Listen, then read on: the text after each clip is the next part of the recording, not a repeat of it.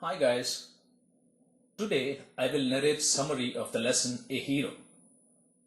A Hero was written by the well-known English novelist R.K. Narayanan. This is the extract taken from his familiar novel Swami and His Friends. In this novel, Swami was a boy of 11 to 12 years of age. He was a simple, innocent and non-courageous boy born in a middle-class South Indian family. His family members were his father, mother, granny, and a little baby. His father was very disciplined and authoritative. His mother and granny were more caring, protective, and Swami was very obedient to his father. In this extract, once while his father was reading the newspaper, he called Swami and narrated the tiger's incident. A brave lad had faced the tiger and climbed up the tree until some people came and killed the tiger. Swami's father asked Swami's opinion about the incident. Swami said that facing the tiger alone means he might be a strong grown-up man and not a boy at all. Father said that courage is more important. Strength and age are not so important. Swami did not agree and refuted this theory. That made the father remark that in order to prove his courage, Swami had to sleep alone in his office room that night. This was an unexpected and worrisome event. Swami was scared to sleep alone because he used to sleep beside his granny every night. When his father challenged Swami to sleep alone in his office room that night, Swami tried various attempts to escape. First, he tried to change the subject by talking loudly and enthusiastically about another matter. But his father was not diverted. He said that Swami had to sleep in his office room. That evening, Swami went to bed beside his granny quite early and pretended to be asleep when his father came in search of him. He snored loudly and acted as if he was fast asleep. Thus, Swami desperately tried to escape from his father's proposition. But his father was so determined that he commanded Swami to sleep alone in his office room. To avoid this, Swami gave many excuses and he was not ready to sleep alone. Father said it was a shame to sleep beside granny or mother like a baby, though he was grown up and studying in the second form.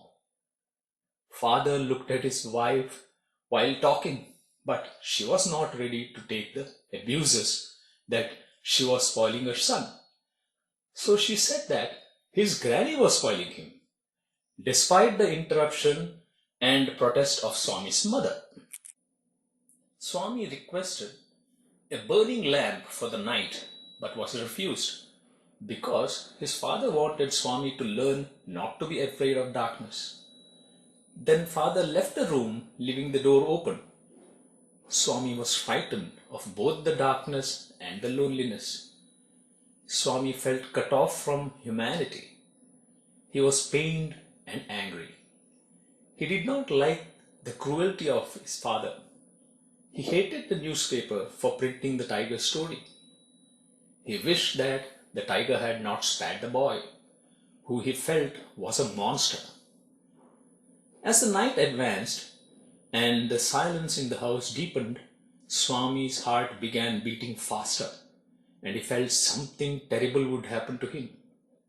He remembered all the stories of devils and ghosts he had heard in his life, and every moment he expected the devils to come up to carry him away.